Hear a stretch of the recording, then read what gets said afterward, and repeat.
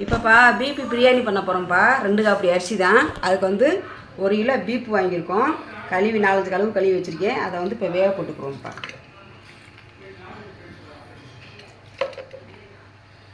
ரெண்டு காப்படி அரிசிக்கு 1 கிலோ கறி வாங்கியிருக்கேன்ப்பா. அதுக்கு தேவையான தண்ணி ஊற்றிக்கிடுவோம். ஒரு 4 விசில் வரவும் இறக்கிடுவோம். அதுக்கு தேவையான உப்பு கொஞ்சோணும். இந்த பீப்போடையே கொஞ்சோன்னு சின்ன வெங்காயம் அரைச்சது இருக்குல்லப்பா, அதை கொஞ்சம் போட்டுக்குவோம். இது வந்து வெள்ளைப்புடுப்பா, அது கொஞ்சோன்னு போட்டுக்குவோம்.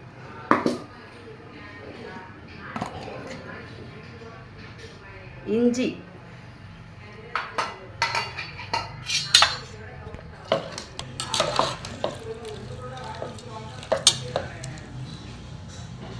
இப்போ இஞ்சி பூண்டு வெங்காயம் உப்பு எல்லாமே போட்டிருக்குப்பா. இதை வேக வச்சுட்டு நம்ம எப்படி இருக்குன்னு பார்த்துக்குறோம்ப்பா. வேக வச்சுருவோம்.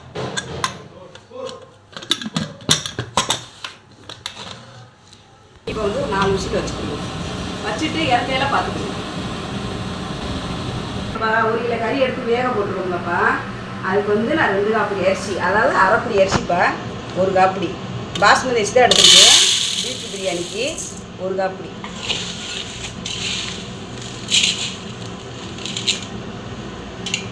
ரெண்டு காப்படிப்பா. அப்போ அரைப்படி அரிசி சரிங்களா. இது வந்து ஒரு 1/2 மணி நேரம் ஊற வச்சுக்குவோம்.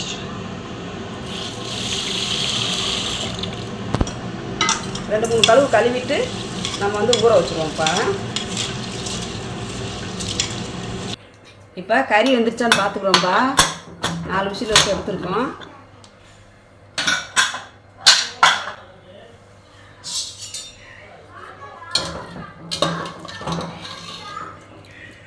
கறி நல்லா வந்துருச்சுப்பா.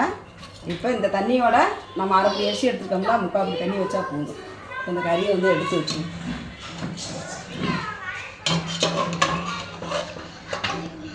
எடுத்துகிட்டு தண்ணி இறக்கல பார்த்துக்குறோம்ப்பா.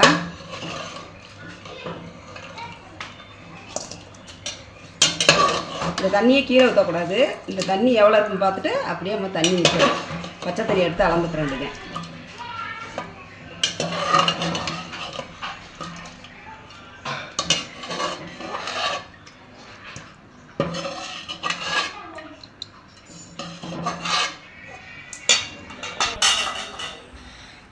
அப்படி தண்ணி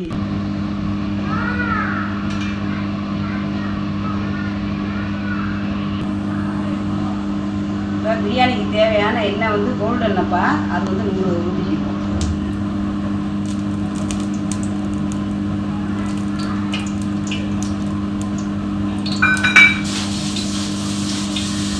கொஞ்சோண்டு கடலை ஊற்றிக்கணும்ப்பா. பிரியாணிக்கு தேவையானது கொஞ்சம்லாம் ஒரு 50 அளவுக்கு ஊற்றிக்கணும்.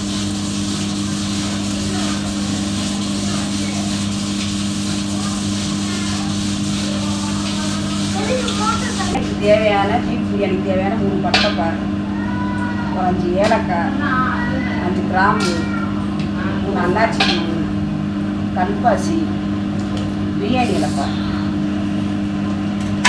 இந்த அரைப்படி அரிசிக்கு 1/2 கிலோ வெங்காயம் நறுக்கி வச்சுருக்கேன். பெரிய வெங்காயம்.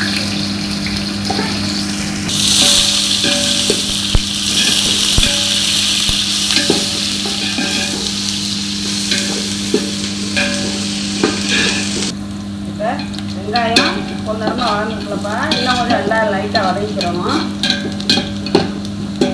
இப்போ ஒரு 5 பச்சை மிளகா குட்டியானதுப்பா, மீடியமானது, அதை போட்டுப்போம். பிரியாணி தேவையானது.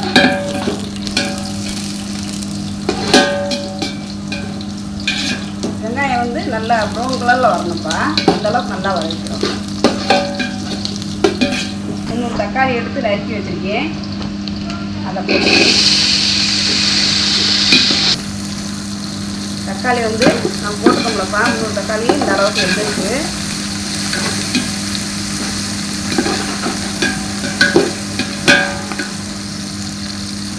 அப்படிக்கு 1 கப்பு புதினா அதை போட்டுக்கணும். இந்த கப்புலப்பா 1 கப்பு வந்து மல்லிப்பா. பிரியாணிக்கு தேவையான பீஃப் பிரியாணிக்கு தேவையான மல்லி. இப்போ இந்த அளவுக்கு தக்காளி வெந்துருச்சுப்பா. இப்போ வந்து நம்ம இஞ்சி பூண்டு போட்டுக்குவோம். 100 கிராம் இஞ்சிப்பா, அதை போட்டுக்குவோம். என்ன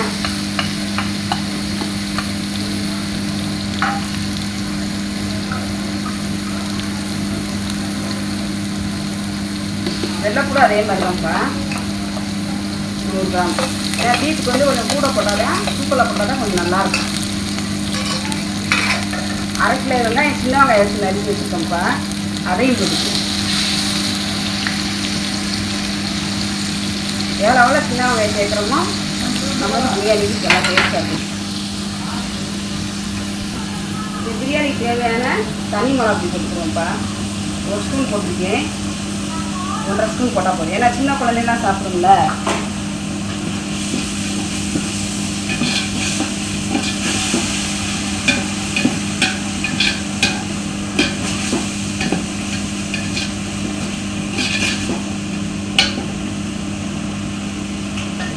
இந்த பிரியாணிக்கு தேவையான ஜீரகப்பொடி 1 ஸ்பூனு, மிளகுத்தூள் 1 ஸ்பூன். ஏன்னா பீஃபுக்கு வந்து மிளகுத்தூள் போடணும், அப்போ தான் கொஞ்சம் சூப்பராக நல்லாயிருக்கும்.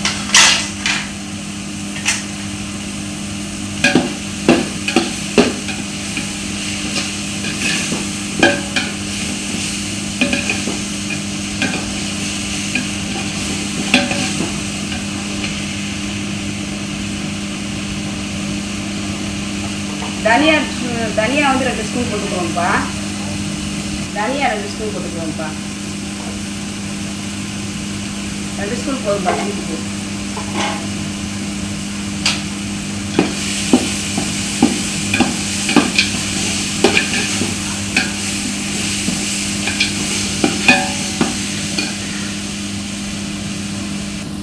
இப்போ அரிசிக்கு வந்து பிரியாணி பொடி 1 ஸ்பூன் போட்டால் போதும்பா. ஏன்னா 2 காப்பி தானே, அதனால் 1 ஸ்பூன் போட்டால் போதும் பிரியாணி.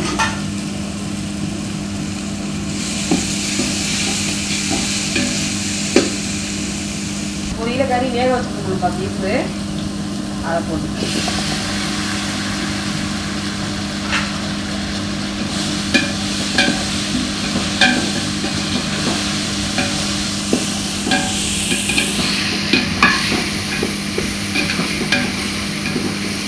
வேகவே வச்சுருக்கோம். அதனால் ரொம்ப நேரம் வேகணும் தேவையில்லை. இப்போ வந்து நம்ம வந்து தண்ணி அளந்து ஊற்றிக்கலாம்ப்பா.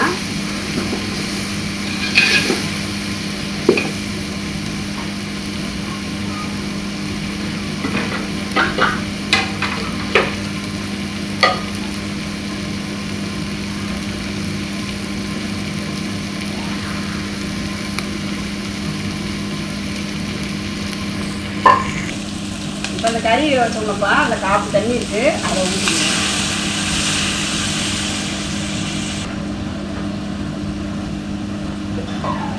ரெண்டு காப்பிப்பா.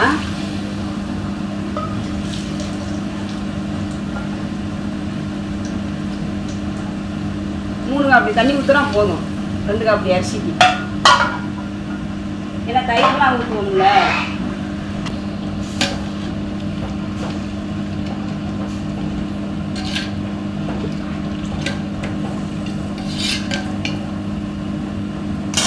தயிர்ப்பா, இதுக்கு வந்து 200 தயிர் எடுத்துக்கேன்ப்பா, அதை ஊற்றிக்கணும் பிரியாணி தேவையான.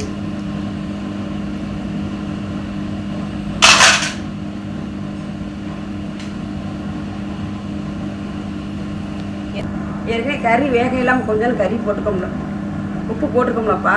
இப்போ இதுக்கு தேவையான 1 கை உப்பு போட்டு, இந்த உப்பே கரெக்டாக இருக்குப்பா. 10 போட்டுக்குவோம். ஆமாங்க, இப்போ வந்து போடக்கூடாது.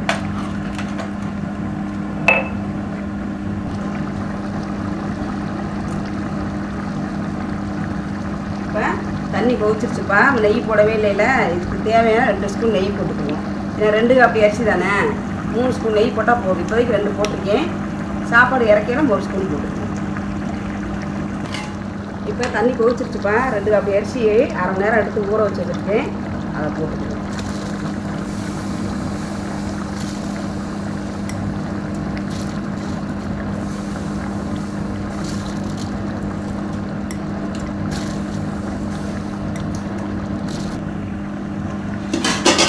இப்போ தயிர் எல்லாமே ஊற்றியாச்சுப்பா. எலுமிச்சம்பழம் எடுத்துருக்கோம், அதை ஊற்றிக்குவோம். ஒரு எலுமிச்சம்பழம் தான், நல்லா எவ்வளோ புதுசு அதை இப்போ மூடிக்குவோம்ப்பா. சோறு வேகவும் பார்ப்போம்.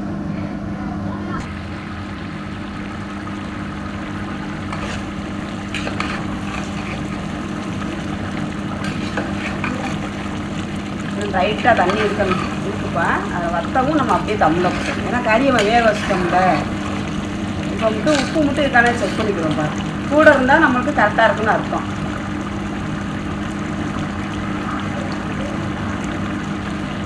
போட்ட உப்பு கரெக்டாக இருக்குப்பா. பிரியாணி ஆகையில் நம்ம கரெக்டாக இருக்கும். சூப்பராக இருக்குப்பா பிரியாணி. கொஞ்சம் அடுப்பை குறைச்சிக்குவோம். சாப்பாடு இந்த அளவுக்கு வந்துருச்சுப்பா. இப்போ வந்து இதை வந்து தம்மில் போட்டுருவோம்.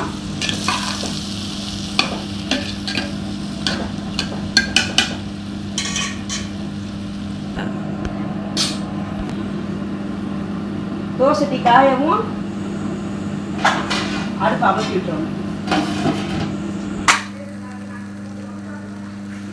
இப்பப்பா வந்துருச்சு. தோசை அடுப்பில் வச்சுருக்கேன். இலையை போட்டு மூடிடணும். அடுப்பு அமர்த்திட்டேன். இதுக்கு வெயிட் போட்டு ஒரு 20 நிமிஷம் தண்டி எடுத்துக்குவோம்ப்பா. இப்போ தம்மில் போட்டுக்கணுமாப்பா. அது வந்து சாப்பாடு எப்படி எந்த அளவுக்கு வந்துருக்குன்னு பார்ப்போம்.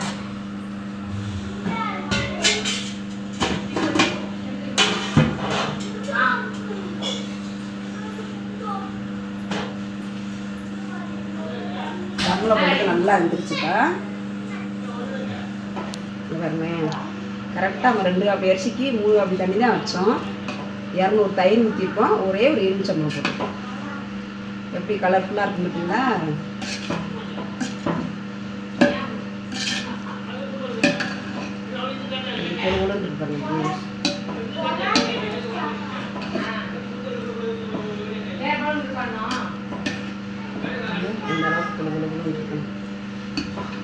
ஏற்கனவே 2 ஸ்பூன் நெய் ஊற்றிக்கோங்கப்பா. இப்போ வந்து கொஞ்சம் நெய் எடுத்து இதில் தடவி வச்சிட்டோம்னா அடியில் வந்து உங்களுக்கு வந்து இறங்கிடும். சரிங்களா?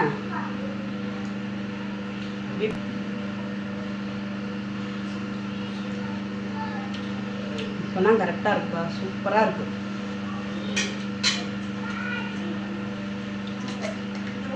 ஏற்கனவே 2 ஸ்பூன் நெய் ஊற்றிருக்கோம்.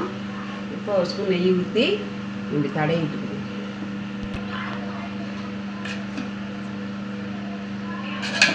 இப்போ என்ன ஸ்பூன் ஊற்றிக்குவோம்ப்பா. மொத்தம் இப்போ 4 ஸ்பூன் நெய் ஊற்றிருக்கு. 2 காப்பி அரிசிக்கு அரைப்படி. பாருங்க, கறியெல்லாம் இப்படி வந்து எப்படி இருக்குன்னு பாருங்க. சூப்பராக இருக்கா? உதிரி உதிரியாக இருக்கு. உடையவே இல்லை. கரெக்டாக 2 காப்பி அரிசிக்கு வந்து 3 காப்பி தண்ணி தான் வைக்கணும். கூட வச்சிடவே கூடாது. பண்ணிக்குவோம்ப்பா.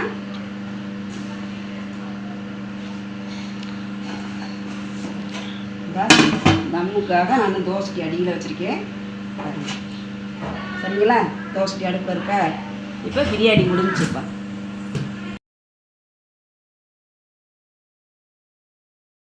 ரெடி ஆயிடுச்சுப்பா. நீங்களும் உங்கள் வீட்டில் எல்லோரும் செஞ்சு கொடுங்கப்பா. குழந்தைகளுக்கு உங்கள் வீட்டுக்காரர் எல்லோரும் செஞ்சு கொடுத்துட்டு எங்களுக்கு எப்படின்னு சொல்லுங்கப்பா. எங்கள் சேனல் பிடிச்சிருந்தா லைக் பண்ணுங்கள், ஷேர் பண்ணுங்கள், சப்ஸ்கிரைப் பண்ணுங்கள், கமெண்ட் பண்ணுங்கப்பா. பெல் பட்டனை கிளிக் பண்ணிக்கோங்க. அடுத்த ஒரு வீடியோவில் பார்ப்போம்ப்பா. பாய்.